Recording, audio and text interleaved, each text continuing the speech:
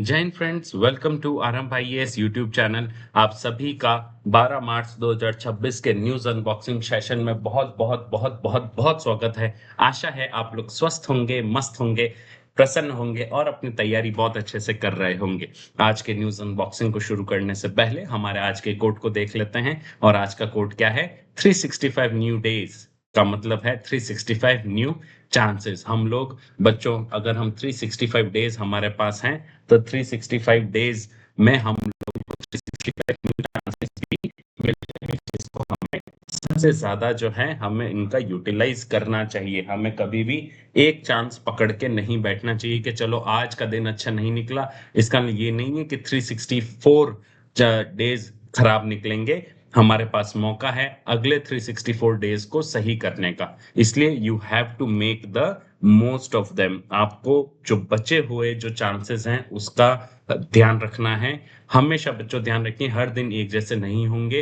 हर दिन धूप नहीं होती, हर दिन बारिश नहीं होती, हर दिन पतझड़ नहीं होता, हर दिन जो है सर्दी नहीं होती। मौसम बदलते हैं, वैसे इंसान के जीवन में चीजें भी बदलती है। कभी पढ़ने का मन होगा, कभी पढ़ने का मन नहीं होगा, लेकिन निरंतरता के साथ आपको पढ़ते रहना है। You have to constantly push yourself to the better and the best version of yourself, right? चलिए डिस्कस करते हैं टेबल ऑफ कंटेंट को। सबसे पहले हम लोगों को डिस्कस करना है राइट टू डाई। बहुत इंपॉर्टेंट आर्टिकल आज की क्लास में आया है। जस्टिस जे बी पादरीवाला ने बहुत कुछ एक इंपॉर्टेंट टर्म हमारे सामने रखे हैं एक्टिव और पैसिव यूथेनेशिया से रिलेटेड, ये हम लोग देखेंगे। Second is new EPS rule, है ना। ईपीएफओ जो है, ईपीएफओ ने एम्प्लॉय प्रोविडेंट फंड ऑर्गेनाइजेशन जो है, उन्होंने एक नए रूल्स हमारे सामने निकाले हैं। तो वो क्या जो है एम्प्लॉय पेंशन स्कीम जो है, employ pension scheme EPS rules क्या है ये देखेंगे। जल जीवन मिशन बच्चों कल का ही यहाँ पे रह गया था इंडेक्स में, तो ये आज हम डिस्कस नहीं करेंगे। कल हम ऑलरेडी इसे डिस्कस कर चुके हैं। तीन एडिटोरियल हमें डिस्कस करने हैं। सबसे पहला इंडियन वुमेन फार्मर्स, ये हमें डिस्कस करना है। रिवाइज्ड सिस्मिक जोन, बहुत इंपॉर्टेंट एडिटोरियल है बच्चों, ये हम इसको बहुत डिटेल में डिस्कस भी करेंगे, है ना। And third is choice based education, बहुत अच्छा एडिटोरियल अगेन है ना, कि एजुकेशन में चॉइसेस की कितनी इंपॉर्टेंस है, इसको हम डिस्कस करेंगे, चॉइस बेस्ड एजुकेशन। तो ये पांच न्यूज आज हमें कवर करनी है। Let's discuss the very first news, that is Supreme Court upholds right to die for a man in the vegetative state, है ना। जस्टिस जे बी पादरीवाला ने क्या कहा है बच्चों, यहाँ पे जरूर पढ़िए आप लोग। जस्टिस पादरीवाला ने कहा है, we need to acknowledge the deep emotional weight this decision carries. This decision can feel like an act of surrender, but we believe it in truth can act as a profound compassion and courage, है ना। Justice Pardiwala ने जो एक व्यक्ति है Harish Rana, right, उन हरीश राणा को पिछले 13 साल से वो जो है clinically assisted nutrition and hydration के ऊपर जीवित हैं, राइट। और परिवार वाले कह रहे हैं कि अब हमें जो है 13 साल का मतलब होता है बच्चों, जब वो हरीश राणा जब 20 साल का बच्चा था तब से वो क्या है, वो उस डेथ बेड पे हैं, राइट। और किसी क्लिनिकली असिस्टेड न्यूट्रिशन ले रहे हैं, तो उनको अब मरने के लिए सुप्रीम कोर्ट में गए कि भाई अब हम ये हटाना चाहते हैं। तो सुप्रीम कोर्ट ने कहा है कि भाई ठीक है, अब आप उन्हें हटा सकते हैं। लेकिन सुप्रीम कोर्ट ने कहा है कि भाई Supreme Court upholds right to die for a man in a vegetative state. अगर कोई व्यक्ति वेजिटेटिव स्टेट में है, यानी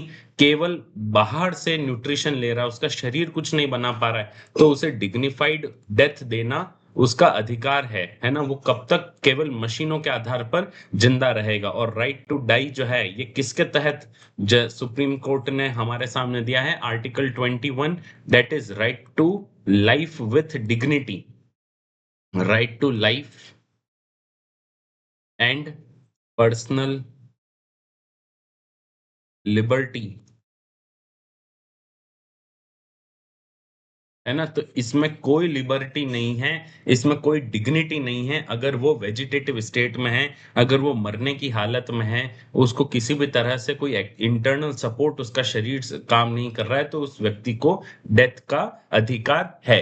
जस्टिस जे बी पादरीवाला ने एक और बहुत अच्छा जो बाइफरकेशन है वो पहली बार हमारे सामने रखा है, और वो बाइफरकेशन क्या है? Active euthanasia versus passive euthanasia, है ना? जस्टिस पादरीवाला ने कहा है कि भाई what is the difference between active euthanasia and passive euthanasia. ये भी हमें पता होना चाहिए कि भाई एक्टिव यूथेनेशिया और पैसिव यूथेनेशिया क्या होता है। तो जस्टिस जे बी पादरीवाला ने इसको समझाते हुए कहा है कि एक्टिव यूथेनेशिया, यूथेनेशिया का मतलब होता है बच्चों किलिंग समवन, है ना? किलिंग, यूथेनेशिया का मतलब होता है किलिंग समवन, किलिंग समवन। अब यूथेनेशिया किलिंग समवन, तो उस व्यक्ति को एक तो मर्डर वाला, वो तो हो गया मर्डर, और एक होता है euthanasia because of some particular reason, उस व्यक्ति को मारना। तो भारत में पैसिव यूथेनेशिया जो है ये अलाउड है, लेकिन एक्टिव यूथेनेशिया अलाउड नहीं है। तो सुप्रीम कोर्ट ने पहली बार इन दोनों की डेफिनेशन को हमारे सामने रखा है कि भाई पैसिव यूथेनेशिया क्या होता है और एक्टिव यूथेनेशिया क्या होता है। सुप्रीम कोर्ट ने इसको बिल्कुल डिटेल में हमारे सामने समझाया है कि what is the difference between passive euthanasia and active euthanasia, ताकि कल को जब हम लोग इस बारे में बात करेंगे कि भाई हाँ पैसिव यूथेनेशिया देना है कि एक्टिव यूथेनेशिया देना है, तो ये चीज उन्होंने साफ साफ डिस्टिंक्शन बताया है। तो passive euthanasia, justice J B Pardiwala ने क्या कहा है कि व्हाट इज पैसिव यूथेनेशिया बच्चों, एक्टिव यूथेनेशिया क्या है? इसको जस्टिस पादरीवाला कहते हैं कि if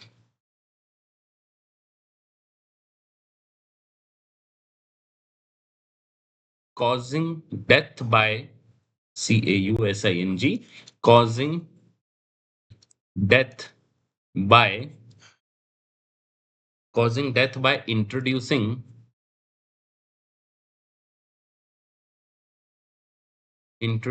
a new new external agency of harm, new external agency of harm, है ना? New external agency of harm, such as such as injection such as injections, है ना? हार्मफुल इंजेक्शंस, इसको क्या बोला जाएगा? पैसिव यूथेनेशिया बोला जाएगा। और इसके अलावा जो इसको बोला जाएगा एक्टिव यूथेनेशिया। और पैसिव यूथेनेशिया क्या है? पैसिव यूथेनेशिया जो है वो क्या है ना? के causing death, causing causing death by withdrawing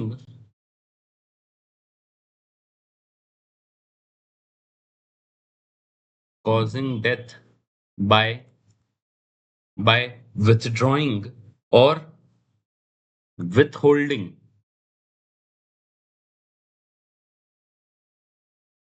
or withholding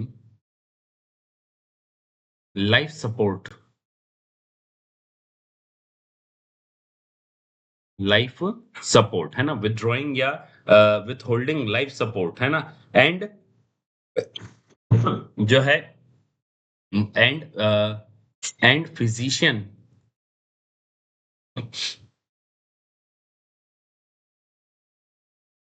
and physician is not and physician is not creating a new risk of life, a new risk of life, a new risk of life, है ना? Not creating a new risk of life, है ना? मतलब doctor द्वारा कोई भी नए risk का लाइफ नहीं लिया गया है। तो जो फेटल कंडीशन है उसको नेचुरल कोर्स के तहत अब कोई व्यक्ति मर रहा है आर्टिफिशियली, है ना? जो है प्रोलॉन्गिंग लाइफ ना करते हुए अब वो व्यक्ति मर रहा है, उसको बोला जाता है पैसिव यूथेनेशिया। तो इंडिया में एक्टिव यूथेनेशिया और पैसिव यूथेनेशिया को पहली बार क्या किया गया है बच्चों? डिस्क्रिमिनेट किया गया है कि पैसिव यूथेनेशिया ये है और एक्टिव यूथेनेशिया ये है। तो बाहर से कोई इंजेक्शन न देके, दवाई ना देकर अगर किसी व्यक्ति को न मारा जाए तो उसे पैसिव यूथेनेशिया बोलते हैं। अगर उसका लाइफ सपोर्ट हटाया जाए और जीने की कोई चाह नहीं है उसमें, है ना, या उसका शरीर बिना उस लाइफ सपोर्ट सिस्टम के काम नहीं कर सकता और उसको हटा दिया जाए तो उसे बोला जाता है पैसिव यूथेनेशिया, जो ऑलरेडी अलाउड है इंडिया के अंदर, है ना, जो ऑलरेडी अलाउड है इंडिया के अंदर। लेकिन एक्टिव यूथेनेशिया अलाउड अभी इतना नहीं माना जाता है। तो पहली बार जस्टिस जेबी पादरीवाला ने कहा है कि भाई आप जो है एक्टिव यूथेनेशिया को कैसे अप्रोच करेंगे, क्या करेंगे, उसके ऊपर कमेंट्स मांगे हैं, राइट। चलिए बढ़ते हैं सेकंड न्यूज के ऊपर, that is new EPS rule leaves out clause on the higher pension. So हाल ही में ईपीएफओ बोर्ड ने एक बहुत ही इंपॉर्टेंट डिसीजन लेते हुए क्या कहा है कि जो एम्प्लॉय प्रोविडेंट फंड ऑर्गेनाइजेशन है उसने जो उसकी स्कीम है ना, एम्प्लॉय पेंशन स्कीम ईपीएस 2026 जो है, उसमें एक अमेंडमेंट जो है वो प्रपोज किया है, जिसमें जो पहले जिनकी हाई सैलरी होती थी उनको जो है बहुत कम बेनिफिट मिलता था, लिमिटेड बेनिफिट ऑप्शंस था हायर सैलरी वालों को, अब वो क्लॉज भी यहाँ पे मिल रहा है, राइट। तो क्या है एक एक करके समझते हैं, देखिए।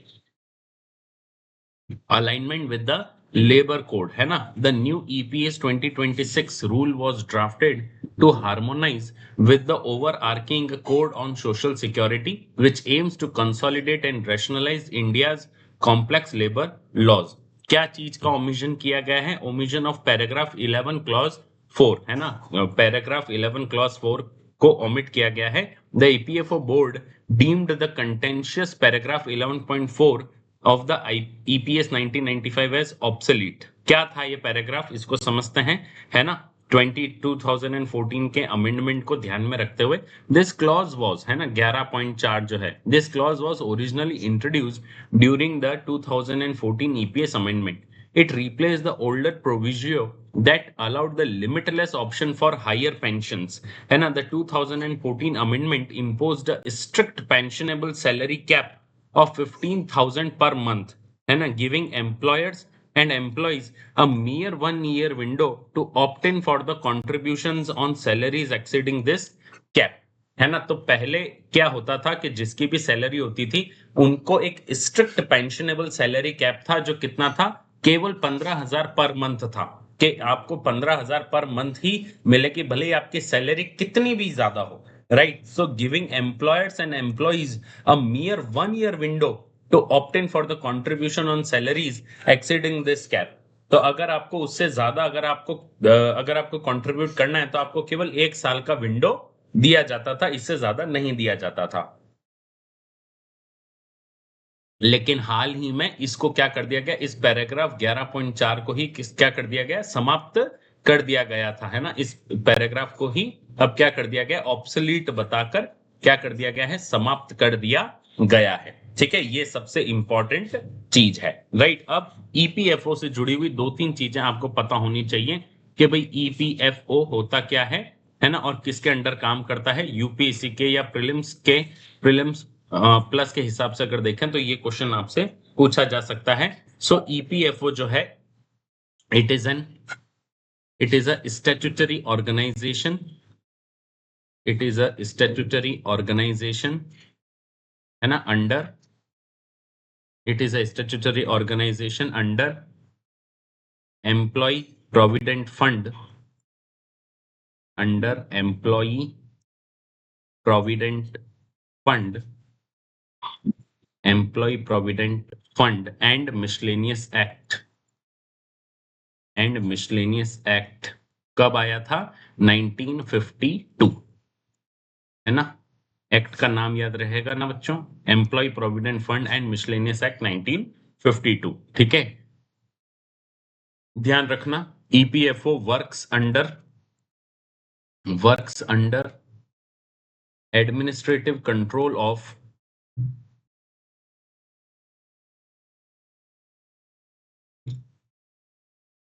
Administrative control of ministry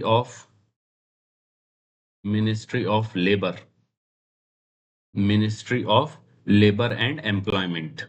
ministry का नाम याद रहे बच्चों, गलती नहीं होनी चाहिए। Ministry of labour and employment के तहत ये काम करते हैं, ठीक है। अब इसके स्ट्रक्चर की अगर बात करें तो, इसके स्ट्रक्चर की बात करें तो ध्यान रखना कि ये जो एक्ट है और ये जो स्कीम है, it is administered by a board. Board का नाम क्या है? मतलब ईपीएफओ ऑर्गेनाइजेशन, है ना, एम्प्लॉय प्रोविडेंट फंड ऑर्गेनाइजेशन। ये ओ का मतलब is is run by organisation का नाम क्या है बच्चों? Central board of trustees. Central board of trustees. Central board of trustees, ठीक है, जिसमें गवर्नमेंट, सेंट्रल और स्टेट गवर्नमेंट के मेंबर होते हैं, एम्प्लॉयर्स होते हैं, एम्प्लॉयज होते हैं, ये सारे होते हैं। और सेंट्रल बोर्ड ऑफ ट्रस्टीज के चेयरमैन कौन होते हैं? सेंट्रल बोर्ड ऑफ ट्रस्टीज के चेयरमैन होते हैं union minister of labour. Union minister of labour जो है वो इसके ट्रस्टी होते हैं। यूनियन मिनिस्टर ऑफ लेबर जो है वो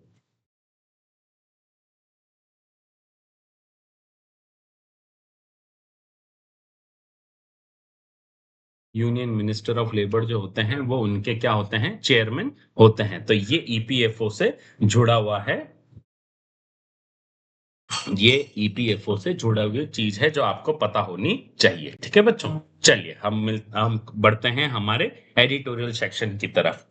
पहला एडिटोरियल है holding up half the sky on the India's farms, है ना, जो हमारे भारत के जो एग्रीकल्चर सेक्टर है उसमें आधे से ज्यादा जो है फार्मर्स वो महिलाएं हैं। लेकिन क्या महिलाएं जो हैं उनको ड्यू रिकॉग्नाइजेशन मिल रहा है क्या इंडियन एग्रीकल्चर में? उसके ऊपर बहुत अच्छा आर्टिकल है, लेट्स डिस्कस, है ना। As the UN food and agriculture organisation marked this year as the international year of women farmer, this editorial evaluates the stark realities of women in the Indian agrarian economy. While female workforce participation in rural areas has statistically increased, it masks the deep-seated distress. क्या क्या क्या distress है? सबसे पहला stagnant wages, है ना, acute asset poverty, है ना, severe under counting in official surveys and widening gender gap.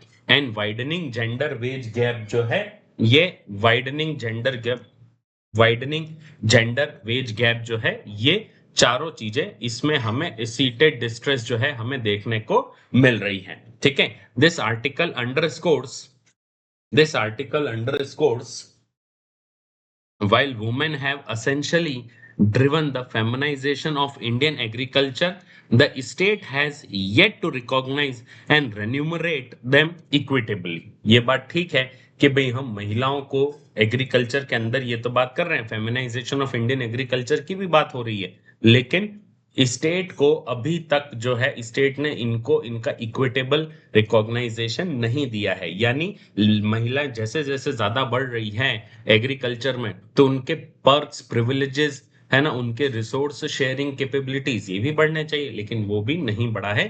तो एडिटोरियल एक एक करके इन इश्यूज को डिस्कस कर रहा है। चलिए, सबसे पहला इशू ऑथर कहते हैं काउंटिंग वुमेन वर्कर्स, है ना। ऑथर कहते हैं भाई there is an statistical invisibility, large scale surveys like periodic labour force survey fail to accurately count women workers, है ना। This is because women agrarian labour is heavily informal, unpaid, seasonal and indistinguishable from the unpaid care work, है ना। तो जो periodic labour सर्वे है, labour force सर्वे है, उसमें women workers को काउंट ही नहीं किया जा रहा है, खास करके एग्रेरियन लेबर में, क्योंकि बहुत ज्यादा इनफॉर्मल, आधे टाइम घर में रहते हैं, आधे टाइम खेत में रहते हैं, घर पे जाएं तो खेत पे मिलेंगे, खेत पे जाएं तो घर में मिलेंगे, तो उनकी काउंटिंग होती ही नहीं है।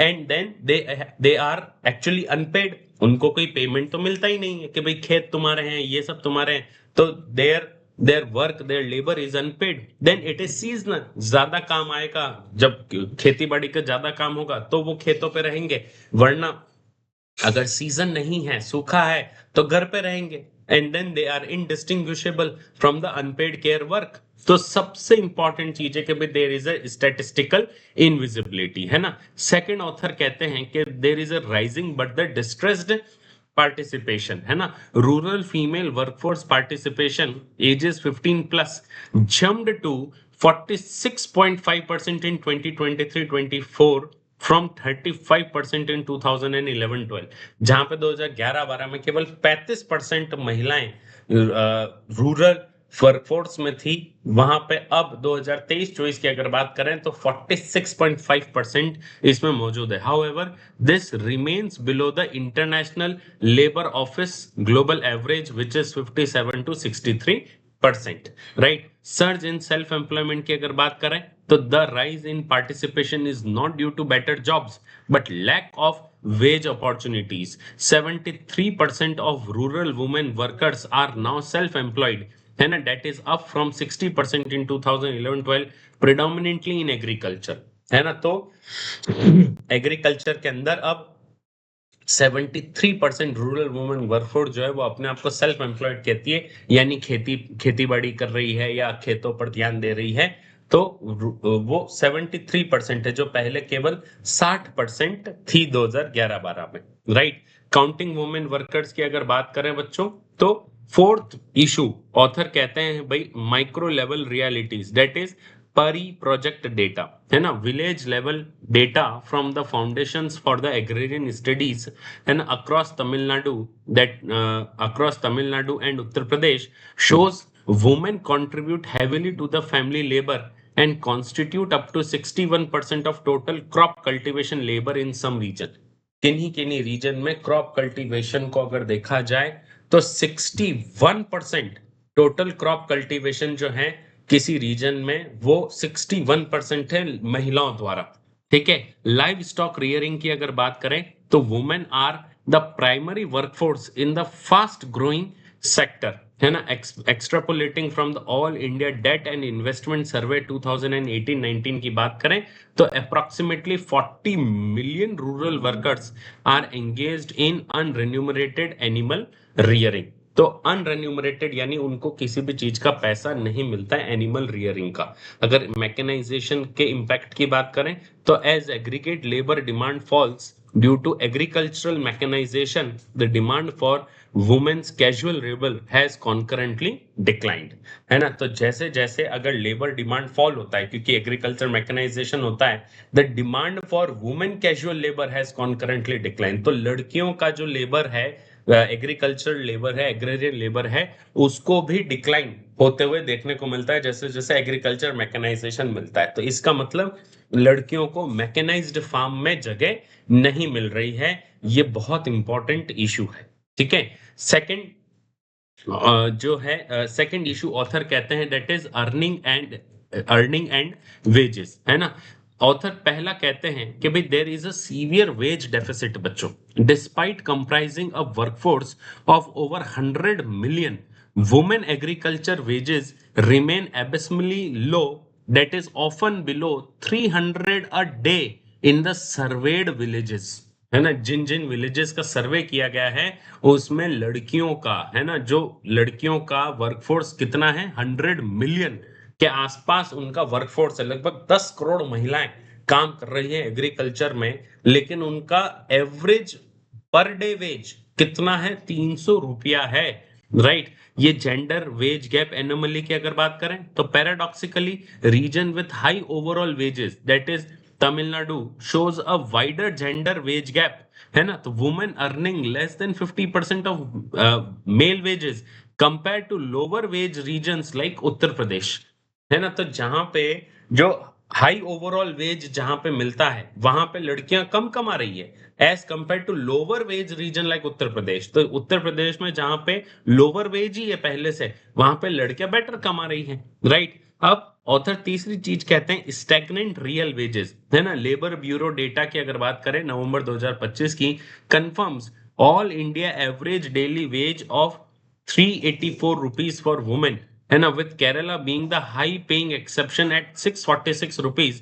Crucially, wages adjusted for inflation have practically stagnated over last decade, है ना. पिछले 10 साल में जो वेजेस हैं जो इन्फ्लेशन के थ्रू एडजस्ट होते हैं हर साल, लेकिन ऐसा देखा गया है कि जो ये वेजेस हैं ये पिछले 10 साल पहले जो वेज थे, लास्ट डेकेड के जो वेजेस थे, वहीं पे बिल्कुल क्या कर दिए गए हैं, स्टैग्नेट कर दिए गए हैं। उसमें किसी भी तरह का बदलाव नहीं किया गया है। ठीक है। अब इनविजिबल लाइव स्टॉक या अर्निंग्स की अगर बात करें तो the implicit daily earnings from the livestock rearing are exceptionally poor around 100 per day, equating to merely 2/5 of the prevailing agriculture wage rate. अब लाइव स्टॉक रियरिंग की अगर बात करें, यानी पशुपालन, और अगर हम इसकी बात करें तो यहाँ पे और भी ग्रिम पिक्चर हमें देखने को मिलती है कि वो तो उसका तो पैसा केवल और केवल कितना है बच्चों, 100 रुपए प्रतिदिन के हिसाब से वो पैसा मिल रहा है, जो और भी ग्रिम पिक्चर हमारे सामने मौजूद होती है। ठीक है। ऑथर अपने थर्ड आर्ग्यूमेंट में कहते हैं पिक्चर सो फार, है ना भाई, अ हिस्टोरिक डेमोग्राफिक शिफ्ट की अगर बात करें तो ऑथर कहते हैं women now make up up to half the agricultural workforce. लड़कियां जो हैं वो आधी से आधी एग्रीकल्चर वर्कफोर्स पे काम कर रही है। For the first time in the post independence India, female hired agriculture workers to 21.7, है ना, outnumber their male counterpart. तो पहली बार लड़कियां जो हैं वो जो है एग्रीकल्चर सेक्टर में लड़कों से ज्यादा काम कर रही है। इसको बोला गया है feminisation of agriculture. Feminisation of agriculture. Feminisation of agriculture, है ना, है ना। देन एसेट पॉवर्टी की अगर बात करें तो despite this immense labour contribution only 10% of the rural women own land.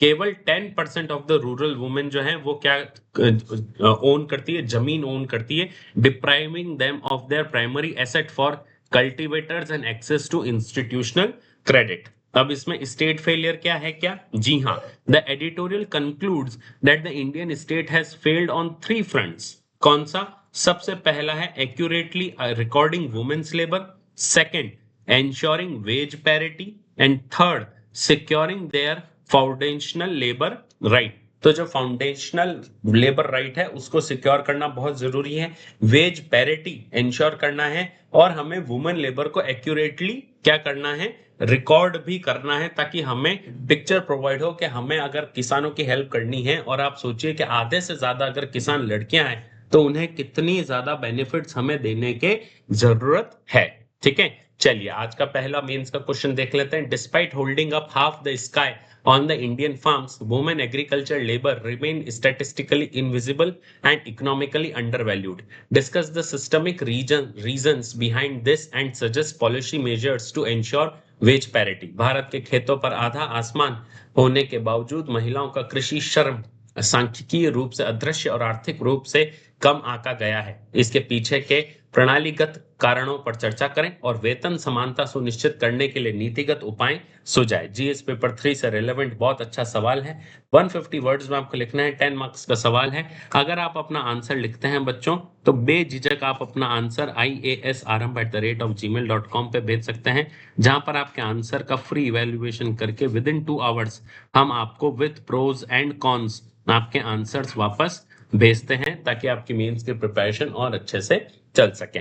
बच्चों अगर आप कोई भी टॉपिक आपको वापस समझना हो या उसके ऊपर स्पेशलाइज वीडियो चाहिए या किसी भी तरह की आपको गाइडेंस चाहिए, कमेंट सेक्शन में कमेंट करना मत भूलिएगा। इससे हमें पता पड़ता है कि हमारे आरंभ आईएएस की कम्युनिटी कितनी ज्यादा एक्टिव है और हमें अच्छा लगता है आपके कमेंट पढ़ के। तो कमेंट जरूर कीजिएगा वीडियो के नीचे। चलिए थर्ड न्यूज के ऊपर आते हैं। बहुत ही इंपॉर्टेंट न्यूज है, मोस्ट इंपॉर्टेंट न्यूज। अगर मैंने ये पहले नवंबर में भी बच्चों ये न्यूज जो है ये कवर की थी, लेकिन अब वापस इसको कवर कर रहे हैं क्योंकि एक मेजर रिवीजन इसमें हुआ है। और क्या है? द सिस्मिक डिसीजन, है ना। तो जो अर्थक्वेक जोनिंग फ्रेमवर्क है इंडिया का, वो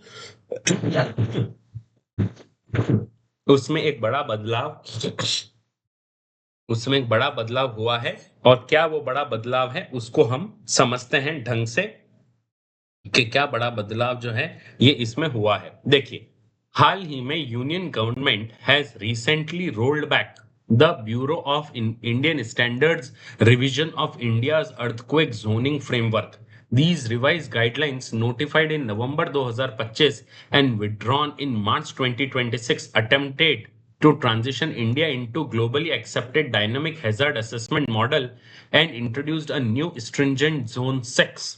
है ना? This reversal highlights the complex policy trilemma of balancing scientific disaster preparedness with massive infrastructure cost, housing affordability and climate change mitigation. है ना? तो क्या था ये सिस्मिक डिसीजन? नवंबर 2025 में क्या आया था जो BIS लेके आया था, ब्यूरो ऑफ इंडियन स्टैंडर्ड्स लेके आया था, ताकि पूरे वर्ल्ड में हमारा जो गाइडलाइंस हैं वो ग्लोबल नॉर्म्स के ऊपर आधारित हो। लेकिन अभी कल परसों में इस गाइडलाइन को पूरी तरह से क्या कर लिया गया है, रोल बैक कर लिया गया है। तो क्या है इसको समझते हैं। देखिए, ये भारत का नया सिस्मिक जोन मैप बनाया गया था कि भाई भारत में अर्थक्वेक आने के खतरे कहां कहां हैं, राइट। तो कहां कहां है उसकी जगह पे अब जो है क्या किया था कि जो ब्यूरो ऑफ इंडियन स्टैंडर्ड्स है, BIS जो है, उसने क्या किया था कि BIS ने एक नया सिस्मिक जोनेशन मैप इंट्रोड्यूस किया था, जिसके तहत, है ना, अगर आप देख पाएंगे तो भारत को कितने 6 जोन्स में डिवाइड किया था। और जो जोन नंबर 6 है, it was newly introduced.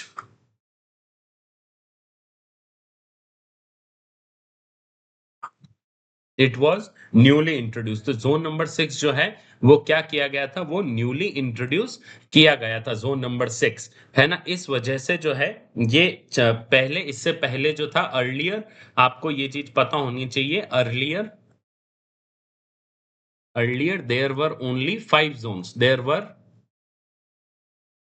Were 5 seismic zones, there were 5 seismic zones, है ना। और सिस्मिक जोन्स कौन से थे?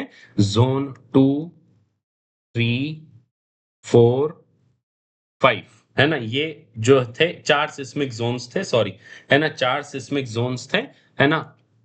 4 सिस्मिक जोन्स थे, जोन 2, 3, 4 एंड 5 एंड 4, है ना। ये 4 सिस्मिक जोन्स थे। और fifth seismic zone was recently introduced, है ना। Fifth seismic zone was introduced. Fifth seismic zone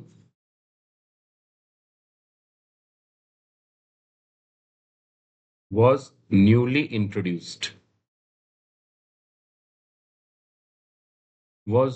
introduced, that is zone 6th, है ना। इसको बोला गया जोन 6। ऐसा जोन 1 कोई नहीं है इंडिया के अंदर, है ना। ऐसा हमें लगता है कि भाई जोन 1 होगा कोई, ऐसा नहीं है। अब आप बच्चों इसमें ये मैप को आपके सामने स्टडी होना चाहिए कि पूरा अंडमान एंड निकोबार जो है ये 6th जोन में डाला गया, लक्षद्वीप जो है ये जोन 2 में डाला गया, यानी यहाँ पे अर्थक्वेक का कोई खतरा नहीं है। पूरा जो हिमालयन बेल्ट है, आप पूरा जो हिमालयन बेल्ट यहाँ पे देख पा रहे हैं, तो ये पूरा हिमालयन बेल्ट जो है ये जोन 6th, 5th और 6th में डाला गया, यानी पूरा का पूरा ये सिस्मिक जोन के अंदर खतरा है, राइट। और फिर गुजरात का जो ये पार्ट है, इसको पूरा 6th जोन में डाला गया, 5th जोन में डाला गया। तो ये जो पूरा बेल्ट है ये भी सिस्मिक जोन में डाला गया। गोवा के इधर जो है, गोवा के ऊपर ये फिफ्थ सिस्मिक जोन में डाला गया। तो ये बहुत इंपॉर्टेंट चीज है बच्चों कि सिस्मिक जोन में डाल रहे हैं तो कहाँ कहाँ सेकंड सिस्मिक जोन है जहां पे कंस्ट्रक्शन अच्छे से हो सकता है,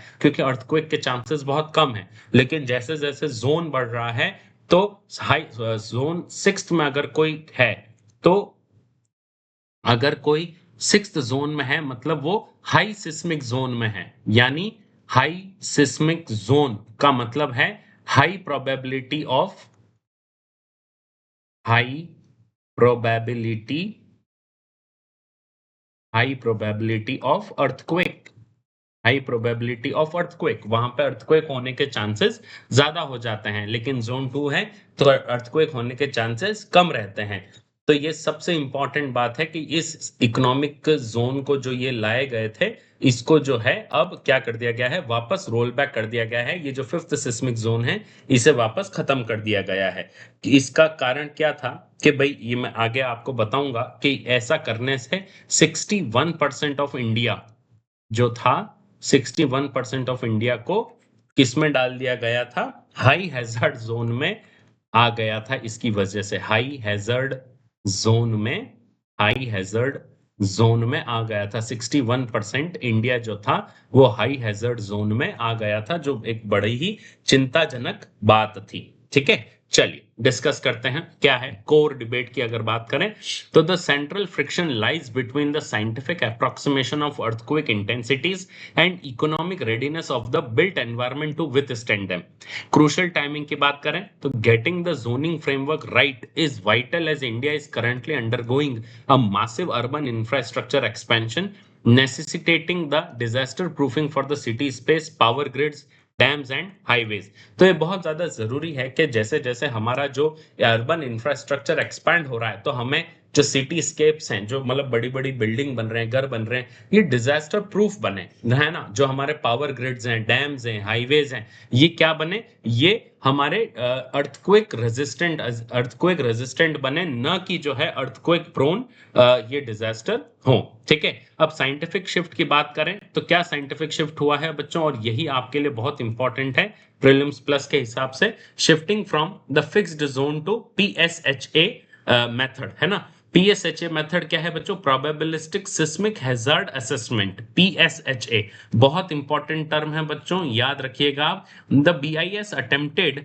to shift India from a simpler fixed zone model to PSHA. PSHA क्या है भाई, PSHA is a dynamic globally accepted framework that models earthquake risk through probability based simulations of the ground motion। तो ये पहले क्या होता था कि भाई आपने फिक्स कर दिया कि हाँ यहाँ अर्थक्वेक आ सकता है, यहाँ अर्थक्वेक नहीं आ सकता, तो ये फिक्स मॉडल है। लेकिन प्रोबेबिलिस्टिक सिस्मिक हैजर्ड असेसमेंट क्या करता है, it is a globally accepted framework, ध्यान रखना बच्चों, it's a globally accepted framework that models earthquake risk through probability based simulations of the ground motion. कि जो धरती के अंदर जो अर्थक्वेक लेयर्स हैं, है ना, जो पट्टियां जो चल रही हैं, जो क्रस्ट चल रहा है, उसके आधार पर कब कब कहां कहां अर्थक्वेक आ सकता है, इसके आधार पर ये एक मॉडल है जो ग्लोबली एक्सेप्टेड फ्रेमवर्क है। तो जो बीआईएस है, ब्यूरो ऑफ इंडियन स्टैंडर्ड्स है, उसने भी पीएसएचए मॉडल को ही अपनाया था, है ना। Then introduction of zone 6, the revised and now withdrawn framework proposes an entirely new top risk category जिसको बोला गया था zone 6, है ना। अब इसका जो vulnerable geographies कहाँ कहाँ हुई, the proposed zone 6 covered highly active seismic regions including most of the Kashmir, parts of Himalayan belt, Kutch in Gujarat and north east को इसमें कवर किया गया था। ठीक है, अब इकोनॉमिक एंड डेवलपमेंटल कंसर्न, भाई रोल बैक करने के जो कारण थे वो थे भाई कॉस्ट एस्केलेशंस, है ना, upgrading structural designs to meet higher zoning requirements carries massive financial implications. A one zone increase raises construction cost by nearly 20%। सबसे बड़ी बात है कि भाई आपने तो केवल एक जोन बढ़ाया है, लेकिन कंस्ट्रक्शन कॉस्ट 20% बढ़ जाती है, क्योंकि आप वहां पे and to zone increase by nearly 33%। तो नेचुरल सी बात है कि वहां पे आपको अब कोई भी अगर कंस्ट्रक्शन बनाना है, कोई भी कंस्ट्रक्शन करना है, घर से लेकर छोटे से घर से लेकर बड़े से बड़े डैम, मेट्रो, पावर स्टेशन तक, सबको आपको सिस्मिक प्रूफ बनाना पड़ेगा, वरना आपको कंस्ट्रक्शन की परमिशन नहीं मिलेगी। So the cost for mega structure that is metros, है ना, that is metros, dams, power station would be exponentially higher, है ना। सेकंड आर्गुमेंट ऑथर कहते हैं भाई there will be informal housing crisis. Urban planners warned that stringent norms could stall development in the economically fragile regions and push more housing into the informal sector which already constitute nearly 80% of India's homes। कि हमारा जो 80% भारत के जो घर बनते हैं वो अभी भी बिना किसी फॉर्मल रिकॉग्नाइजेशन के ही बन रहे हैं, और वो किस तरह से बन रहे हैं वो आप सबको पता है। तो अगर आप स्ट्रिंजेंट नॉर्म्स लगाएंगे इकोनॉमिकली फ्रेजाइल रीजन में, तो ये और ज्यादा इनफॉर्मल सेक्टर को पुश करेगा। देन इंस्टीट्यूशनल पुशबैक की अगर बात करें तो the roll back was driven by intense resistance, है ना, the roll back was driven by intense resistance from the private sector and key government bodies including Ministry of Housing and Urban Affairs, Ministry of Home Affairs, Central Water Commission and National Dam Safety Authority जो है, इन सब ने इसका criticism किया है, जिसकी वजह से इसे वापस ले लिया गया था। ठीक है, चलिए the climate layer and the way forward की बात करें तो ऑथर कहते हैं कि भाई कार्बन फुटप्रिंट पर भी इसका इफेक्ट पड़ेगा। Building more resilient structure often requires a high density of steel and concrete. The construction sector is already one of the India's largest dispersed sources of carbon emission, complicating the country's climate mitigation target. Holistic policy need is the need of the hour, है ना। Author कहते हैं while updating the seismic framework is necessary, it cannot be done in a silo. A workable framework requires comprehensive consultation to balance disaster resilience, climate mitigation, execution challenges, and housing affordability. ठीक है। Mains practice question पे आते हैं। Transitioning to a dynamic seismic zone framework like PSHA is scientifically sound but fraught with socio-economic and infrastructural challenges. Analyze this statement in the context of recent rollback of the BIS earthquake zoning revisions, है ना। पीएसएचए जैसे गतिशील भूकंपीय zoning ढांचे में परिवर्तन वैज्ञानिक रूप से सही है, लेकिन सामाजिक आर्थिक और ढांचागत चुनौतियों से भरा है। बीआईएस भूकंप जोनिंग संशोधनों के हालिया रोलबैक के संदर्भ में इस कथन का विश्लेषण करें। जीएस पेपर 3 डिजास्टर मैनेजमेंट से जुड़ा बहुत अच्छा सवाल है। 250 वर्ड्स में आपको लिखना है, 15 मार्क्स का यह सवाल है। अगर आपने अपना आंसर लिखा है तो कमेंट सेक्शन में डन कर जरूर लिखिएगा और अपना आंसर मुझे भेजिएगा iasarambh@gmail.com पर, जहां पर आपके आंसर का फ्री इवैल्यूएशन 2 आवर्स के अंदर अंदर करके विथ प्रोज एंड कॉन्स हम आपको वापस भेजते हैं, ताकि आपकी मेंस की प्रिपरेशन और अच्छे से चल सके। तो चलिए बढ़ते हैं आज के आखिरी एडिटोरियल की तरफ, जिसका नाम है रिफॉर्मिंग चॉइस बेस्ड एजुकेशन, है ना। जीएस पेपर 3 डिजास्टर मैनेजमेंट से जुड़ा हुआ बहुत अच्छा सवाल है। अगेन सॉरी, डिजास्टर मैनेजमेंट से नहीं, एजुकेशन से जुड़ा हुआ बहुत अच्छा सवाल है। मेरा यहाँ पे वो पुराना वाला ही रह गया था। चलिए, the editorial critically examines the gap between the ambitious rhetoric of choice and flexibility in the Indian higher education policy and restrictive ground realities of its implementation. While frameworks like the National Education Policy 2020 advocates for multidisciplinary and learner-centric education through the 4-year undergraduate program FYUGP जिसको बोला जाता है, the author argues that outdated evaluation system, rigid academic bureaucracies, and lack of teacher preparedness reduces these reforms to an illusion, a mere Hobson's choice, है ना। तो ये choice based education में जो 4 ईयर अंडर ग्रेजुएट प्रोग्राम है, क्या ये सही में जो नेशनल एजुकेशन पॉलिसी एडवोकेट करता है, तो क्या ये काम कर पाएगा जब हमारा इवैल्यूएशन सिस्टम आउटडेटेड है, हमारा जो एकेडमिक ब्यूरोक्रेसी है वो बहुत ज्यादा रिजिड है, हमारा टीचर प्रिपेयर्डनेस रेशियो बहुत पुअर है। तो ये एक ऑप्शन चॉइस जैसा होके रह जाएगा, लेकिन ये फ्लेक्सिबिलिटी प्रोवाइड नहीं करेगा। तो चलिए एक एक करके डिस्कस करते हैं। सबसे पहला, द इल्यूजन ऑफ चॉइस, है ना। लर्नर सेंट्रिक पैराडाइम की अगर बात करें तो the modern educational policy seeks to transition from a rigid one size fits all to the द फ्रेमवर्क catering to the diverse aptitudes, promoting multidisciplinary and transdisciplinary learning, है ना। तो हमारी जो मॉडर्न एजुकेशन पॉलिसी है वो मल्टीडिसिप्लिनरी एंड ट्रांसडिसिप्लिनरी लर्निंग को क्या करती है, आगे से प्रमोट करती है, ना कि rigid one size fits all all model framework को तैयार करती। लेकिन अगर हम ग्राउंड रियलिटी की बात करें तो ग्राउंड रियलिटी जो है वो हॉब्सन चॉइस जैसा है। कैसे? ऑथर कहते हैं ground reality such as poor student to teacher ratio, high teacher workload and conventional pedagogy की बात करें, sabotage this flexibility rendering it a paper promise. ये केवल और केवल एक पेपर प्रॉमिस की तरह है, ग्राउंड रियलिटी इससे बहुत कोसों दूर है ना। फेलियर ऑफ सीबीसीएसएस की बात करें तो the introduction of choice based credit and semester system CBCSS जो केरला में 2009 में ही लाया गया था, accommodated anomalies where credit hours did not match the teaching hours।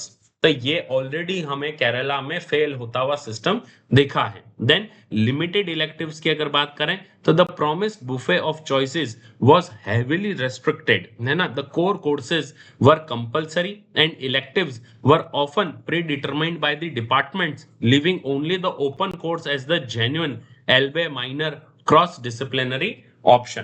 तो जो इलेक्टिव्स हैं वो पहले से डिपार्टमेंट चूज करके रखते हैं कि भाई हम तो यही पढ़ाएंगे, तुम्हें पढ़ना हो तो बता दो। अब कॉलेज में जिस बच्चे ने एडमिशन ले लिया है वो बेचारा बच्चा कहाँ जाएगा? So there is an illusion of choice कि हाँ पेपर पे चॉइसेस हैं, लेकिन जब वो कोर्स ऑफर ही नहीं होगा तो फिर उन चॉइसेस का क्या काम, कोई मतलब ही नहीं है। देन स्ट्रक्चरल बॉटलनेक्स की अगर बात करें तो एफ वाई यूजीपी के स्ट्रक्चरल बॉटलनेक्स क्या है बच्चों? सबसे पहला NEP 2020 mandate, the newly launched 4 year undergraduate program in 2024 theoretically allows student unparalleled autonomy to switch majors and minors। बिल्कुल ठीक बात है, लेकिन there is a logical disruption moving from fixed teacher led classroom to dynamic system where students navigate across department demand massive and often insurmountable structural changes. जो क्या teacher ready हैं ये सब लाने के लिए? मेरे ख्याल से तो नहीं है। So there is a method of counterproductive regulations, well intended rules such as prohibiting minors from allied disciplines to force cross disciplinary learning ironically hindered specialization for the students in the field like commerce and functional English। तो अगर आप switch करने की अगर आप उनको देंगे, भाई सोचने में सब अच्छा लग रहा है, भाई it is well intention rules, लेकिन अगर आप उन्हें क्रॉस डिसिप्लिनरी लर्निंग प्रोवाइड करेंगे तो क्या ये स्पेशलाइजेशन को हिंडर नहीं करेगा? ऑथर ये चीज कहते हैं। नाउ ऑथर अपने आखिरी आर्गुमेंट में कहते हैं what are the needs of the systemic changes, हमें सिस्टम में क्या क्या बदलाव लाने की जरूरत है। सबसे पहला skilled oriented evaluation, transitioning from rote learning to assessing actual abilities is crucial, that is activity based communication paper जो हैं it is crucial. Bureaucratic hurdle जो हमेशा भारत के है ना तरक्की में हमेशा से एक हर्डल रही है ना, तो bureaucratic hurdle, even basic innovations face severe administrative road blocks such as denying specific answer booklet formats citing archaic confidentiality ground। तो एक सिंपल आंसर बुकलेट फॉर्मेट भी हमें नहीं मिलता है, जिससे जो इनोवेशंस है, बेसिक इनोवेशंस भी हमारे देश में नहीं हो पाते और फिर हमें इंपोर्ट डिपेंडेंट होना पड़ता है। कंसेप्ट ड्रिवन पेडागोगी की बात करें तो curriculums must teach students how to process information rather than what to memorize. हमें इंफॉर्मेशन को कैसे प्रोसेस करना है ना, जैसे अनसीन टेक्स्ट जो है उसको कैसे इंटरप्रेट करना है, ये हमें सीखना चाहिए रेदर देन हमें क्या मेमोराइज करना है। टीचर रेजिस्टेंट की बात करें तो ऑथर कहते हैं shifting to concept based teaching often faces pushback from educators entrenched in conventional methods highlighting a critical gap in teachers training. कि हमें स्टूडेंट के लिए तो हम बहुत कुछ बातें कर रहे हैं, लेकिन टीचर ट्रेनिंग में भी हमें बहुत ज्यादा ध्यान देने की जरूरत है, क्योंकि जो कंसेप्ट बेस्ड टीचिंग है तो जो एजुकेटर्स हैं वो जब उनको कोई बच्चा ऐसा आता है जो कंसेप्ट बेस्ड टीचिंग करना चाहता है और वो जब सवाल पूछता है तो टीचर जो एजुकेटर है वो पूरा हक्का बक्का रह जाता है, क्योंकि उसके कन्वेंशनल मेथड से बाहर उसने आज तक कभी पढ़ाया ही नहीं, केवल रोट लर्निंग उसने प्रमोट की। तो it shows, it highlights a critical gap in the teacher training. चलिए बढ़ते हैं आज के आखिरी मेंस के क्वेश्चन में, है ना। Examine the significance of shifting from conventional rote based pedagogy to concept based and skill oriented evaluation in the Indian higher education system। What are the key institutional hurdles in executing this transition? भारतीय उच्च शिक्षा प्रणाली में पारंपरिक रटंत आधारित शिक्षा शास्त्र से अवधारणा आधारित और कौशल उन्मुख मूल्यांकन में बदलाव के महत्व की जांच करें। इस परिवर्तन को क्रियान्वित करने में मुख्य संस्थागत बाधाएं क्या हैं? जीएस पेपर 2 से जुड़ा हुआ बहुत अच्छा सवाल है। 250 वर्ड्स में आपको लिखना है, 15 मार्क्स का ये सवाल है ना। अगर आपने अपना आंसर लिखा है तो आप अपना आंसर iasarambh@gmail.com पे भेजिए, जहां पर आपके आंसर का फ्री वैल्यूएशन हम 2 आवर्स के अंदर अंदर करके विथ प्रोज एंड कॉन्स हम आपको आपके आंसर्स वापस प्रोवाइड करते हैं, ताकि आपकी मेंस की प्रिपरेशन और अच्छे से चल सके। आज के लिए बस इतना ही बच्चों। Thank you so much for attending this class. आपको इस क्लास की पीडीएफ हमारे ऑफिशियल टेलीग्राम चैनल पे मिल जाएगी, जिसका लिंक हमारे डिस्क्रिप्शन में मौजूद है। आज के लिए बस इतना ही। खूब मन लगाकर पढ़िएगा। मैं मिलूंगा आपसे कल इसी समय। तब तक के लिए चैनल को सब्सक्राइब करना मत भूलिएगा, लाइक कीजिएगा, share this channel and video to the friend group who is as serious as you. मैं मिलूंगा आपसे कल। तब तक के लिए keep learning, keep revising and stay curious. Bye bye.